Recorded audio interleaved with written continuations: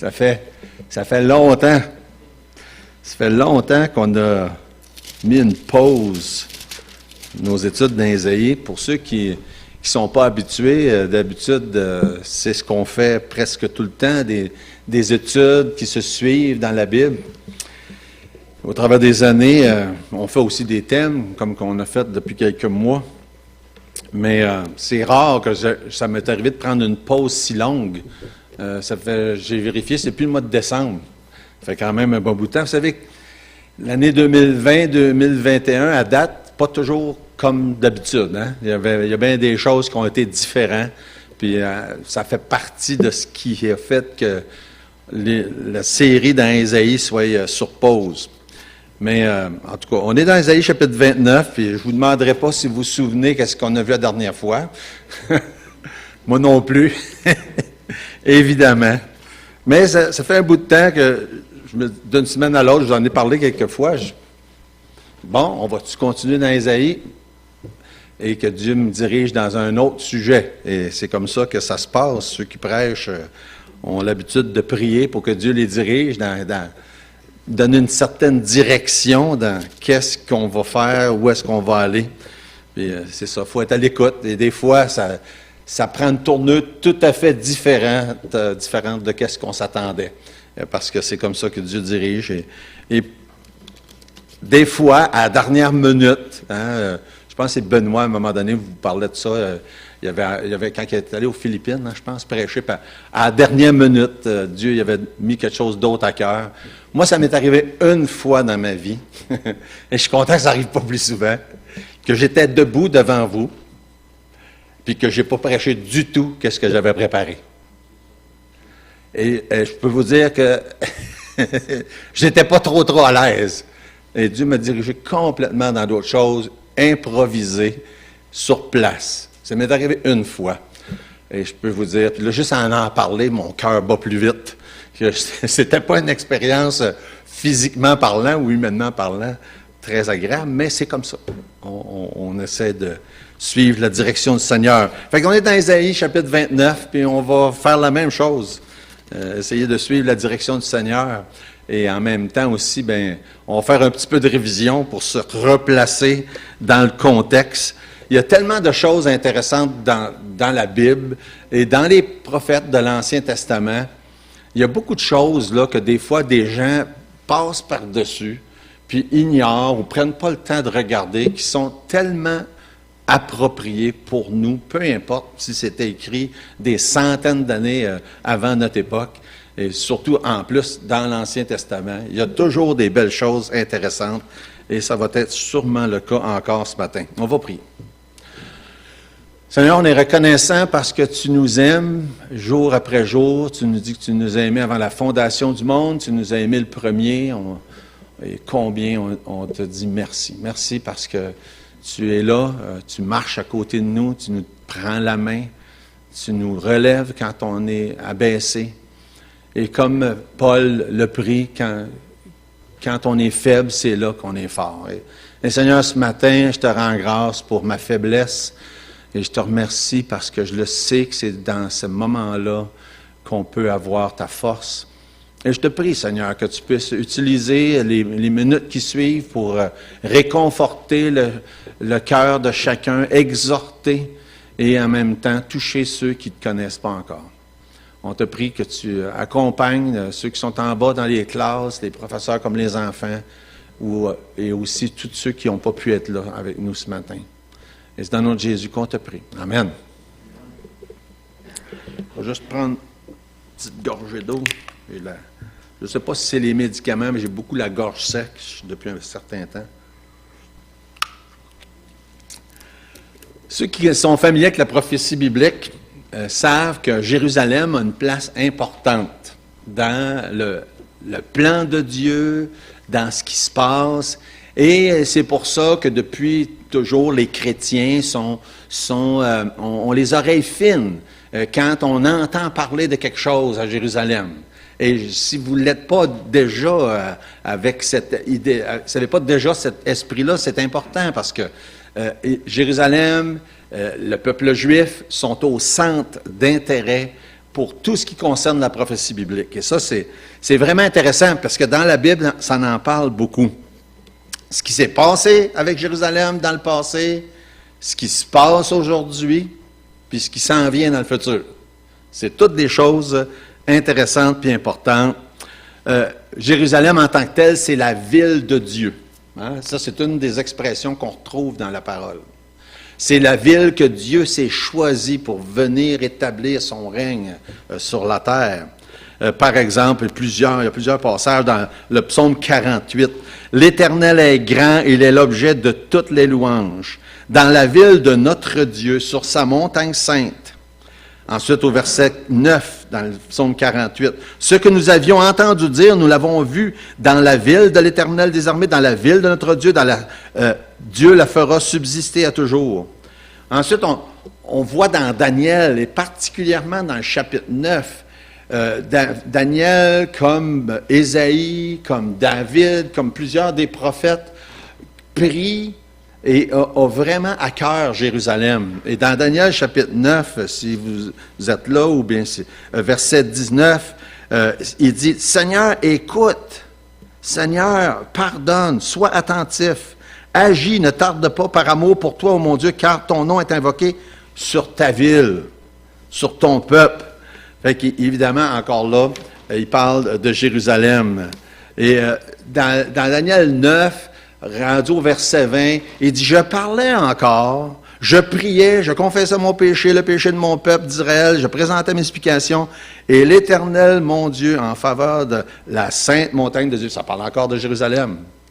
Dieu y a répondu à Daniel. Puis là, le reste du chapitre 9 de Daniel, c'est une des plus grandes, des plus belles, des plus précises prophéties de toute la Bible. Fait que c'est tellement intéressant. Puis pourquoi qu'on mentionne ça là? Parce que ça commence avec une prière pour Jérusalem. Et dans le reste du chapitre, il est question d'à peu près 2500 ans d'histoire. C'est quelque chose, là, quand on y pense, là, détaillé, avec plusieurs détails intéressants et importants qu'on peut retracer dans l'histoire, que plusieurs des détails se sont déjà accomplis et plusieurs des détails restent encore à accomplir. Il est question de la venue de Jésus dans le monde, dans le chapitre 9, de sa mort.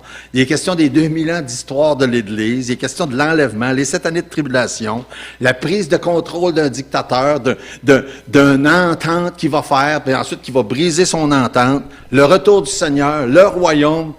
Imaginez, tout ça est inclus dans Daniel chapitre 9. Fait qu'il y en a des choses vraiment intéressantes. Puis ça commence avec quoi? Une prière pour Jérusalem de la part de Daniel. Et tout comme Daniel, Ésaïe, David, on le voit par exemple dans le psaume 122. Le psaume 122 fait partie de la série des cantiques des degrés. Et une des choses qui célèbrent, c'est leur pèlerinage vers Jérusalem. Puis là, ils chantaient des cantiques en y allant. Puis ils chantaient des cantiques en montant même sur les marches du temple. Et ça dit ça dans le psaume 122. « Cantique des degrés de David, je suis dans la joie quand on me dit « Allons à la maison de l'Éternel ». J'aime tellement ce cantique-là, parce que les psaumes, c'est des cantiques, ce chant-là, mais cette vérité-là.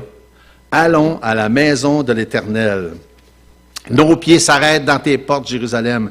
Demandez la paix de Jérusalem, que ceux qui t'aiment jouissent du repos. Fait que c'est un cantique qui parle de Jérusalem, qui prie pour Jérusalem. C'est aussi un modèle pour nous autres, qu'on devrait continuer à faire ça, ce genre de prière-là. Et la Bible parle que dans la fin des temps, eh bien, il va y avoir de plus en plus de choses qui vont concerner les événements de ce qui se passe à Jérusalem, dans le reste d'Israël. Il va y avoir, dès le début des 7 années de tribulation, un genre de traité de paix. Ce traité-là va être rompu. Tout ça, la Bible en parle. Jérusalem est appelée la ville sainte, la ville de notre Dieu, la ville de David, le mont Sion. Et j'en passe beaucoup. Selon la coutume juive, selon les livres de l'histoire juive, on nous dit qu'il y a 72 noms différents qui réfèrent à Jérusalem. Fait que c'est pas étonnant qu'on en connaît quelques-uns. Maintenant, tout ça pour dire que dans notre passage, il y a un autre de ces noms-là qui est employé dans Ésaïe chapitre 29, et c'est le mot Ariel qui est employé, et aussi, évidemment, comme beaucoup des autres appellations, ça parle de Jérusalem. Le verset 1, par exemple, « Malheur à Ariel, cité dont David fit sa demeure. » La ville de David, Jérusalem, Ariel, vous voyez. « Ajoutez année à année, laissez les fêtes accomplir leur cycle. » Fait que dans le chapitre 29, puis ça c'est un peu de révision de ce qu'on avait vu là, quand on était là il y a quelques mois, il est question de malheurs qui vont venir sur Jérusalem. Puis évidemment, les prophètes comme Ésaïe et beaucoup d'autres prophètes ont prophétisé des malheurs sur Jérusalem. Malheur à cause de infidélité, malheur à cause en grande partie de l'idolâtrie, malheur à cause qu'ils avaient abandonné leur engagement envers Dieu. Et quand on lit les prophètes, on voit plusieurs de ces choses-là, des prophéties qui concernent des jugements de Dieu qui vont venir. Puis dans Ésaïe, chapitre 29 et suivant, il y a toute une série de ces malheurs-là qui sont prophétisés, qui vont arriver sur Jérusalem. Et comme c'est souvent le cas dans la prophétie biblique, ces malheurs-là ou ces tribulations-là qui vont arriver sont accompagnés d'avertissements, puis les avertissements sont souvent les mêmes. C'est la repentance. Repentez-vous que Dieu fait dire par ses prophètes. Évidemment, ce n'est pas tout directement applicable à nous aujourd'hui, mais il y a plusieurs principes dans ça qui peuvent s'appliquer pour nous aujourd'hui. Fait que le message est souvent le même, que ce soit dans le temps d'Ésaïe, que ce soit dans le temps des apôtres, que ce soit à l'époque de Jésus, que ce soit à notre époque, que ce soit à une époque encore future, comme par exemple le temps des tribulations. Ce message-là va être enseigné, prêché, repentez-vous. Et c'est encore la même chose. Et il y a plusieurs exhortations dans le Nouveau Testament qui vont dans ce sens-là. 2 Pierre 3, verset 14. « C'est pourquoi, bien-aimés, en attendant ces choses, appliquez-vous à être trouvés par lui, sans tache, irréprochable, dans la paix. » Ou bien 1 Jean 3, 3, « Quiconque a cette espérance en lui se purifie comme lui-même est pur. » Fait qu'il y a des exhortations en lumière des choses qui s'en viennent bientôt, un jour, prophétiques, que ce soit en rapport avec Jérusalem ou toutes les autres prophéties. Vous voyez que ça s'en vient, là? Bien, repentez-vous. Changez votre conduite. On est appelé à avoir une conduite sainte, à la lumière, à l'idée que tout à coup, que Jésus reviendrait aujourd'hui. Hein? C'est ça, ce message-là, il est propagé tout au long. Tout à coup, c'est là que Jésus... Si Jésus était pour venir aujourd'hui, qu'est-ce que je ferais? Est-ce que je continuerais mon petit bout de chemin comme si de rien n'était aujourd'hui, puis que ça change? Ou bien si je me dirais, oh, attends un peu, si Jésus était pour revenir aujourd'hui, je pense qu'il y a une couple de choses que je réglerais. C'est ça, ce message-là. Fait que quand on est dans le livre de l'Apocalypse, on voit ça à plusieurs reprises. J'en ai compté 4, il y en a peut-être d'autres. Où est-ce que ça fait cette constatation-là? Ça dit, malgré toutes les tribulations qui vont avoir lieu, malgré toutes les choses que les gens vont avoir subies, ils ne se repentiront pas. Et Dieu fait ce reproche-là à des gens qui vont vivre à cette époque-là, il dit, malgré toutes ces choses-là, ils ne se repentiront pas ou ils ne se sont pas repentis. On va dans Apocalypse chapitre 9, verset 20, Apocalypse 20, verset 21, chapitre 16, verset 9, chapitre 16, verset 11. Fait qu'on est au début du chapitre 29, dans Ésaïe. Et puis, c'est ce qu'Ésaïe prêche. Malheur à Israël, ou bien là, il dit Ariel, dans ce cas-là, ou malheur à Jérusalem, parce que vous allez subir tel et tel jugement. Et quelques-uns de ces jugements-là se sont déjà passés dans l'histoire. Quelques-uns de ces jugements-là vont se passer dans l'histoire peut-être très, très proche de notre époque. Et là, on les avait déjà vus, quelques-unes de ces choses-là, mais par exemple au verset 4, « Tu seras abaissé, ta parole viendra de la terre, les sons seront étouffés, ta poussière. » Ces choses, beaucoup des choses qui sont mentionnées là ont déjà eu lieu. On peut répertorier dans l'histoire des événements spécifiques qui concordent avec ça, là, 600-700 ans avant Jésus. Et beaucoup des choses qui sont mentionnées là on comprend que si ce n'était que de l'intervention divine de Dieu, Jérusalem n'existerait plus aujourd'hui. Le peuple juif n'existerait plus aujourd'hui. Et vous n'êtes certainement pas sans savoir qu'il n'y a pas si longtemps, on remonte à la dernière grande guerre, là, ce qu'on appelle la Deuxième Guerre mondiale. Il y a plus de 6 millions de Juifs qui sont fait tuer à ce moment-là. Et il y a beaucoup même de gens, là, au moment où on se parle aujourd'hui, qui disent « Non, c'est pas arrivé cette affaire-là. » Imaginez-vous, là. On renie l'histoire parce que c'est tellement épouvantable qu'est-ce qui est arrivé qu'il y a des gens qui disent « Ben non, c'est pas arrivé cette affaire-là. » Oui, c'est arrivé. Tout ce qui vous entend, on a entendu parler, les camps de concentration, les choses horribles. Et si ce n'était de l'intervention de Dieu, ce peuple-là aurait été complètement anéanti. Maintenant, on peut répertorier plusieurs autres événements dans l'histoire. Et dans les années subséquentes, après la Deuxième Guerre mondiale, il y a eu des guerres de tous les pays arabes autour d'Israël et de Jérusalem qui les ont attaqués en même temps, conjointement.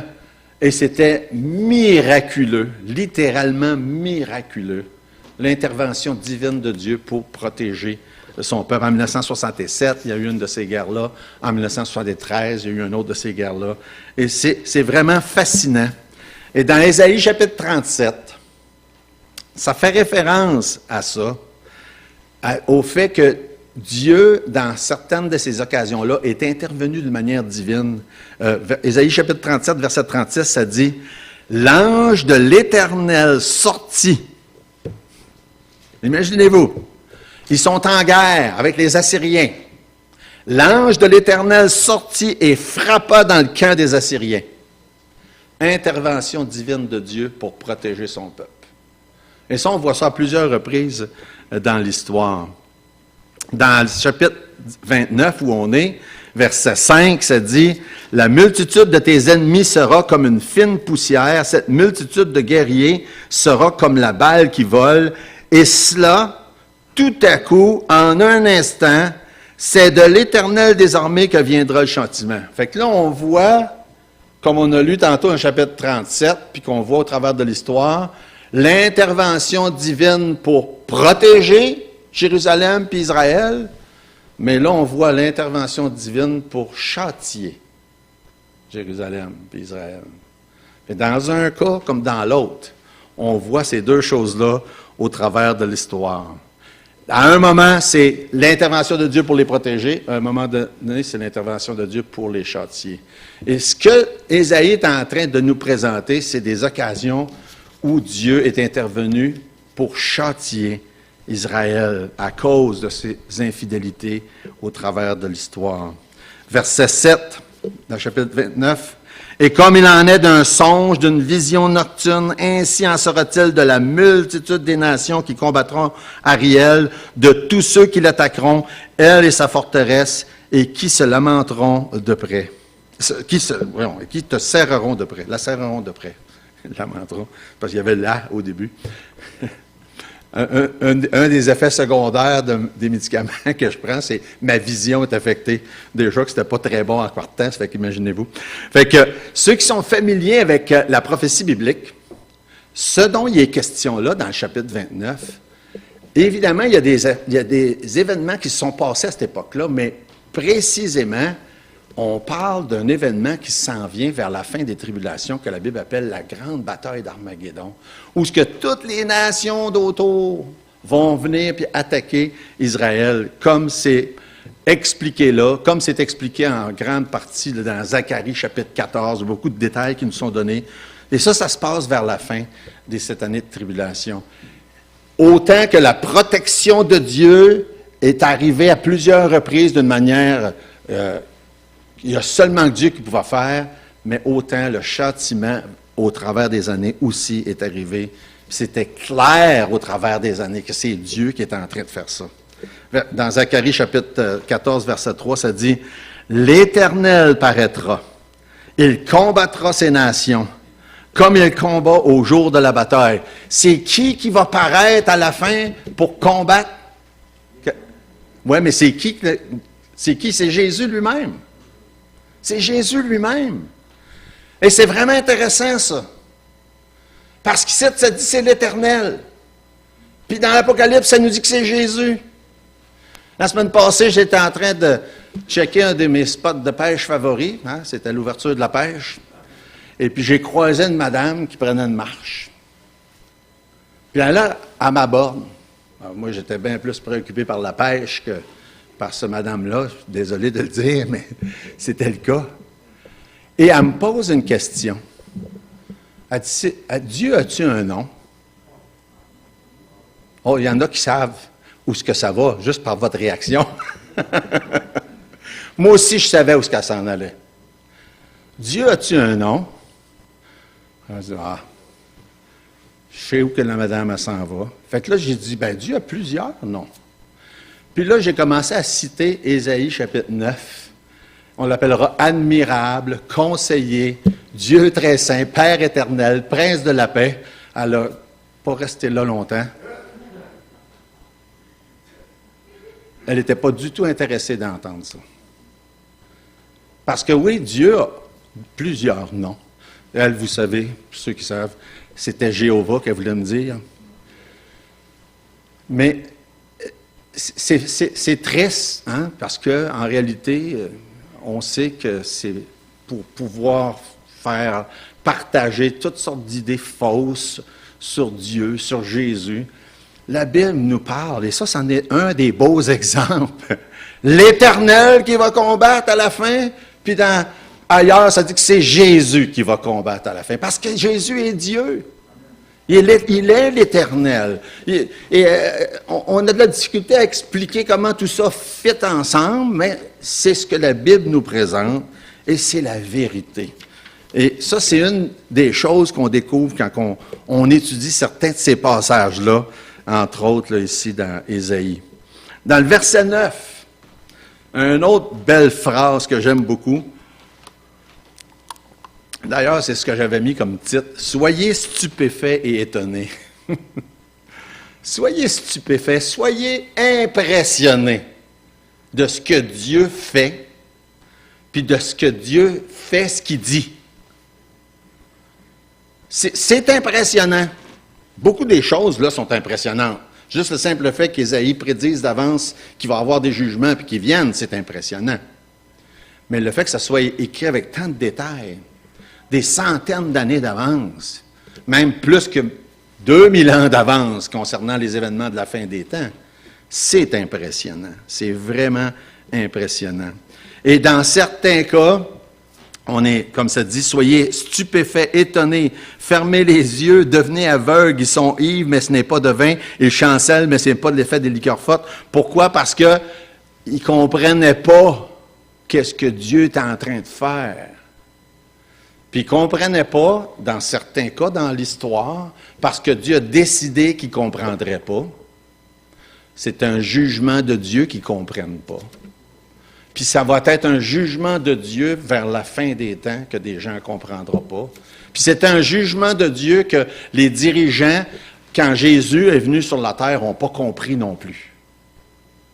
Parce qu'ils étaient rebelles, parce qu'ils ne croyaient pas en Dieu, et donc Dieu a permis qu'ils ne comprennent pas ce qui était en train de se passer. Et ça me faisait penser tout de suite, en lisant ce verset-là, « Soyez étonnés, stupéfaits, impressionnés ». Ça me faisait penser à ce que Jérémie dit dans le chapitre 32, verset 17, quand il dit « Il n'y a rien d'étonnant de la part de Dieu. Hein? Il n'y a rien d'étonnant. Mais pourtant, on doit être étonné. Il n'y a rien d'étonnant. C'est pas... Tout ce que Dieu fait, là, pour lui, c'est rien. Pour lui, c'est facile. Pour lui, c'est normal. Nous autres, on est impressionnés. Hein? Quand on voit Dieu agir, là. Et là, on parle de Dieu qui agit dans un grand plan prophétique de plusieurs centaines d'années, puis c'est impressionnant. Mais quand on voit Dieu agir dans nos vies, jour après jour, c'est aussi impressionnant. Et je suis toujours émerveillé, et j'aime être émerveillé de voir Dieu agir. J'espère que vous êtes émerveillés de temps en temps de voir Dieu agir. Et une des raisons que Dieu nous a donné la prière, c'est ça. Pour nous permettre de se mettre à une place où ce qu'on va être émerveillé de voir Dieu agir. D'avoir ce lien-là, cette relation avec Dieu, c'est clair que c'est ce que Dieu veut, mais aussi de nous émerveiller à chaque fois. Et on est obligé de se dire, comme que Jérémie dit, pourtant, il n'y a rien d'étonnant de la part de l'Éternel, mais on est étonné. On est émerveillé. Et c'est correct d'être stupéfait, étonné, impressionné, émerveillé devant tout ce que Dieu fait, puis devant tout ce que Dieu dit qu'il va faire, puis de tout ce qu'il fait après qu'il l'a dit. Fait qu'au travers de l'histoire, il y a beaucoup de gens qui ont été étonnés de voir Dieu agir. Au temps d'Ésaïe, au temps de Jésus, dans les derniers temps, ça va être la même chose. Et, quand Jésus est venu, il guérissait des malades, il faisait des miracles. Et je ne sais pas si vous vous souvenez, quand Jean-Baptiste, il se demande, il se pose la question, puis il envoie de ses disciples voir Jésus, il dit « Hey, es-tu celui qui... Hein? Es-tu celui qui est supposé de venir? Hein? » Vous connaissez ce bout-là. Puis qu'est-ce que Jésus dit? Ben, il dit, allez-y dire. Allez-y dire, qu'est-ce que vous avez vu? Hein? Les malades sont guéris, les aveugles voient, les boiteux marchent. Puis il va savoir, c'est qui que je suis. Puis évidemment, c'était la réponse de Jésus. C'était suffisant pour Jean-Baptiste.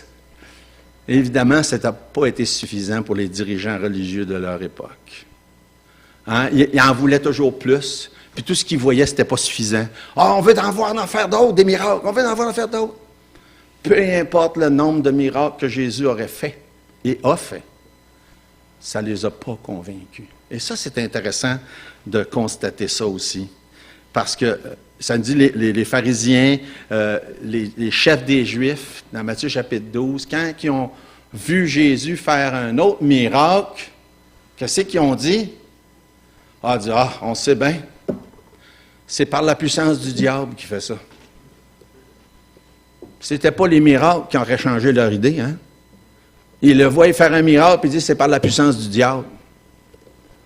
Parce que c'est pas les miracles qui font que quelqu'un croit. Il y a encore des gens aujourd'hui qui pensent que c'est ça qu'il faut. C'est la foi. La foi, c'est pas basé sur un miracle. C'est juste par la foi. Et il y a vraiment un concept intéressant qui nous est présenté dans 2 Thessaloniciens, chapitre 2, qu'il ne faut pas manquer. Parce que le même principe revient où ce que les gens, parce qu'ils ne croient pas, Dieu dit, OK, d'abord, vous allez voir des choses, puis vous ne croirez pas. Peu importe ce que vous allez voir, parce que Dieu dit, je vais vous envoyer une puissance d'égarement. Puis ça dit dans 2 Thessaloniciens 2, la raison, c'est parce qu'ils n'ont pas eu l'amour de la vérité pour être sauvés. Ils n'ont pas cru la vérité, tout simplement. Tout simplement. Ce n'est pas une question d'avoir vu plein de choses, c'est de croire. Croire tout simplement ce que Dieu dit.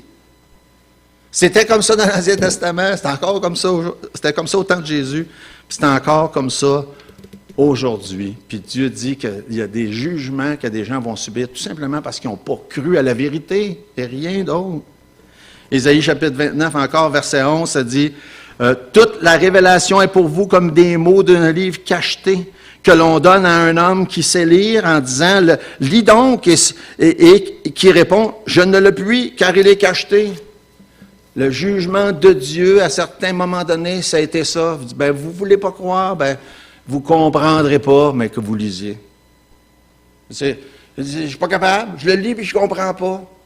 Il y a des gens qui disent la même chose aujourd'hui, je lis et je ne comprends pas. C'est parce que tu ne crois pas.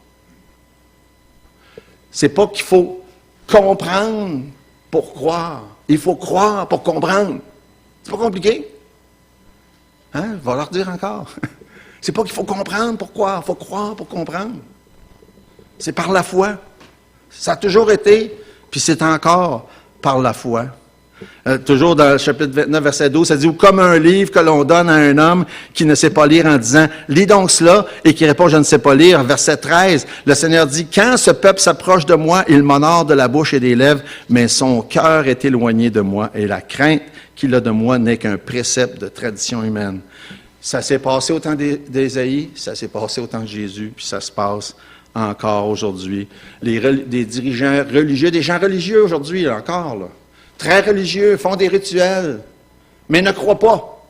Ne croient tout simplement pas le message simple de l'Évangile de Jésus, qui est mort, qui a tout accompli, qui a payé la dette des péchés du monde entier, et que la seule manière d'aller à lui, c'est de se tourner vers lui par la foi, en disant, oui Seigneur, je crois que je peux avoir mes péchés pardonnés, parce que tu as fait tout ce qu'il y avait à faire, j'ai rien d'autre que je peux faire.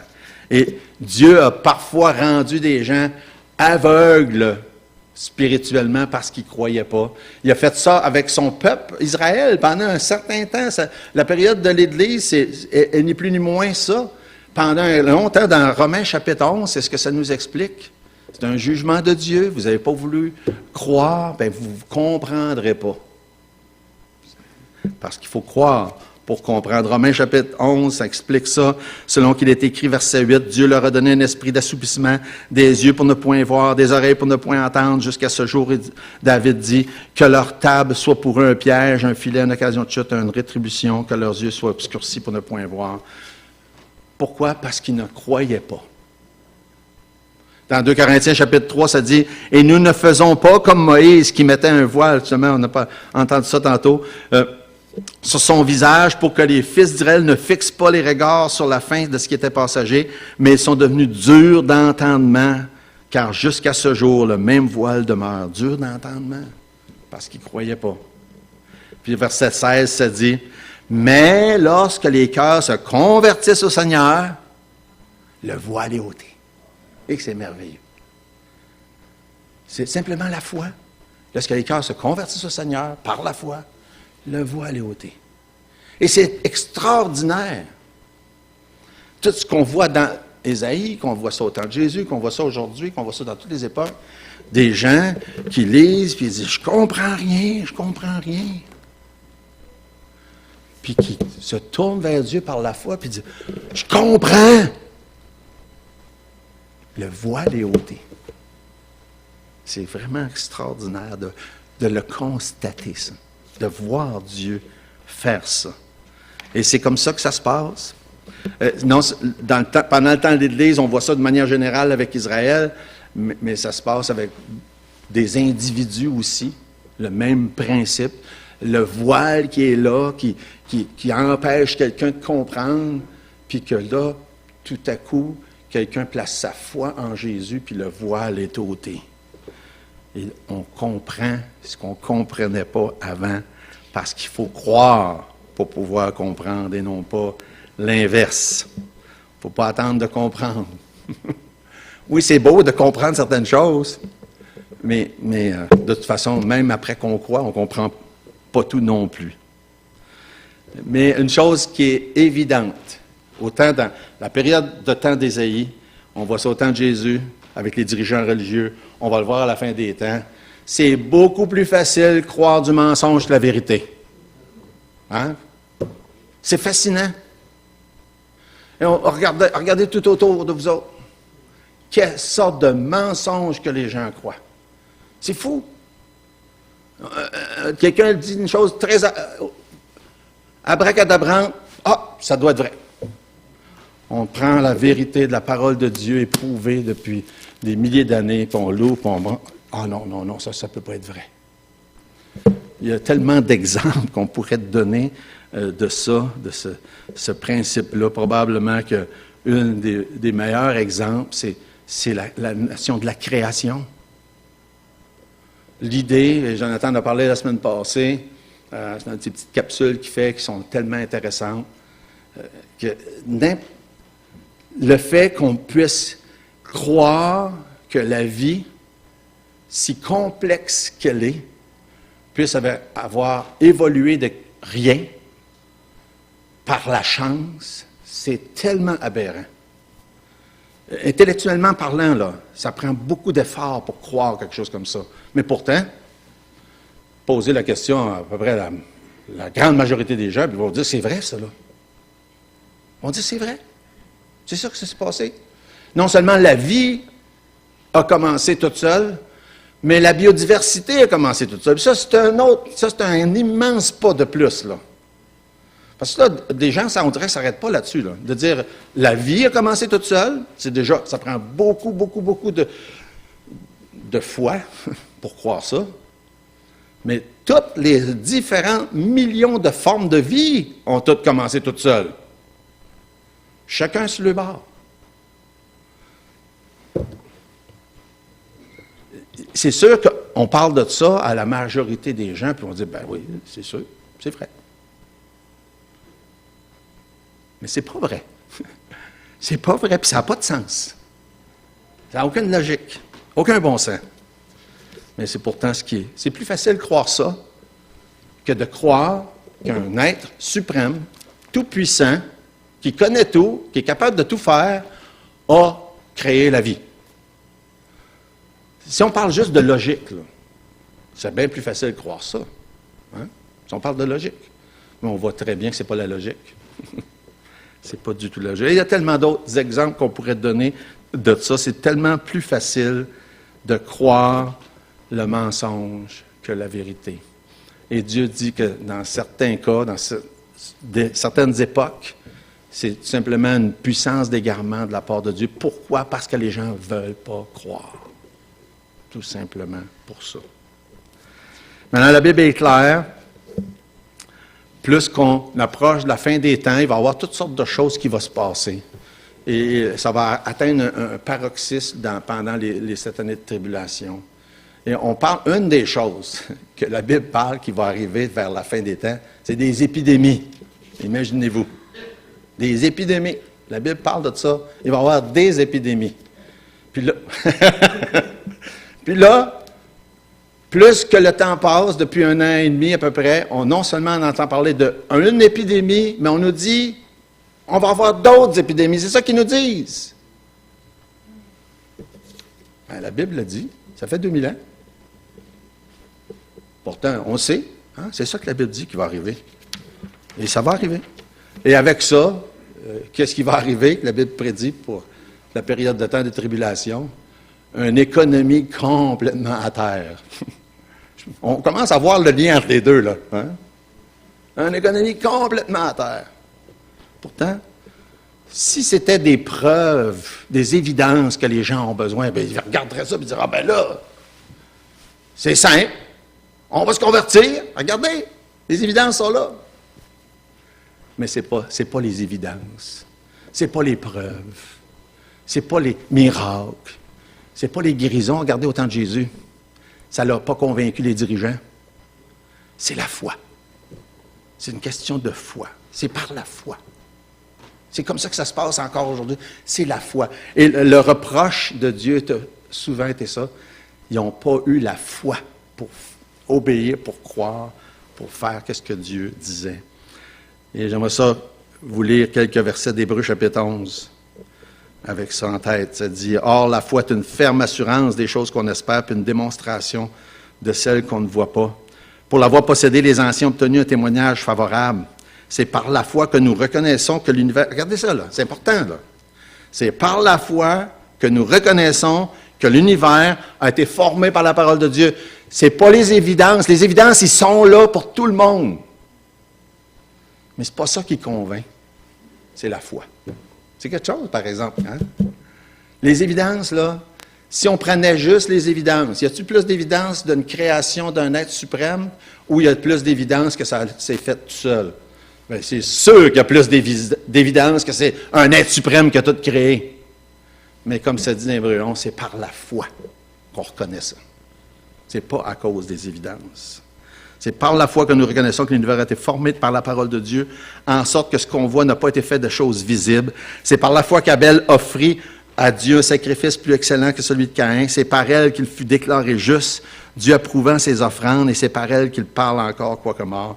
C'est par la foi qu'Enoch fut enlevé pour qu'il ne voie point la mort. Il ne parut plus parce que Dieu l'avait enlevé, car avant son enlèvement, elle avait reçu le témoignage qu'il était agréable à Dieu. Or, sans la foi, il est impossible de lui être agréable.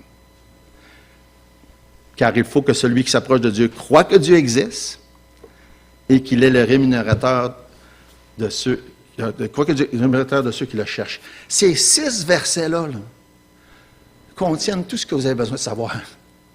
Tout est là. Dieu est créateur. Hein? Dieu, c'est lui qui nous a donné l'opportunité de pouvoir avoir un moyen de salut. Il est le rémunérateur de ceux qui le cherchent. Ça veut dire que c'est lui. On a des comptes à lui rendre. C'est ça que ça veut dire. Pourquoi est-ce que les gens croient que tout s'est fait tout seul? En grande partie parce qu'il y a des gens qui comprennent ça, en quelque part. C'est pas tout le monde qui comprend ça nécessairement. Là. Ils comprennent que s'il y a un créateur, là, ça implique qu'on a des comptes à y rendre. C'est ça que ça dit là. S'il y a un créateur, on a des comptes à y rendre. Et effectivement, il y a un créateur, on a des comptes à y rendre. Et la réalité, c'est qu'on est pécheurs, on est perdus. Puis par la foi, on peut être sauvé. C'est comme ça que ça se résume, le message. Et je termine en faisant un appel à ceux qui n'ont pas encore réglé cette question-là. Si vous n'avez pas encore reçu par la foi le don gratuit de la vie éternelle en Jésus, bien, tournez-vous vers lui et demandez-lui.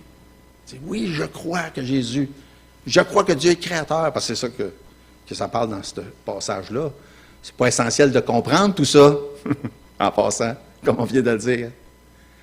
Mais c'est essentiel de se tourner vers Dieu par la foi pour pouvoir être sauvé, avoir la vie éternelle, puis de pouvoir savoir qu'un jour, on va être dans sa présence pour l'éternité. Parce qu'il est le Créateur, puis qu'on a des comptes à lui rendre. On va prier. Notre Dieu, merci pour tes bienfaits, merci pour ton amour, merci pour l'opportunité qu'on a de pouvoir ouvrir ta parole et d'avoir tellement de belles choses. Je te prie, Seigneur, que tu puisses utiliser ces quelques réflexions-là ce matin, parler dans le cœur de chacun, nous faire apprécier les merveilles que notre Dieu a planifiées d'avance, puis qu'il est au contrôle, puis qu'il va faire dans les années à venir encore. Et je te prie, Seigneur, pour qui que ce soit qui n'a pas reçu par la foi la vie éternelle, le pardon de ses péchés, que tu puisses amener à cette réalisation-là dans le nom de Jésus. Je te prie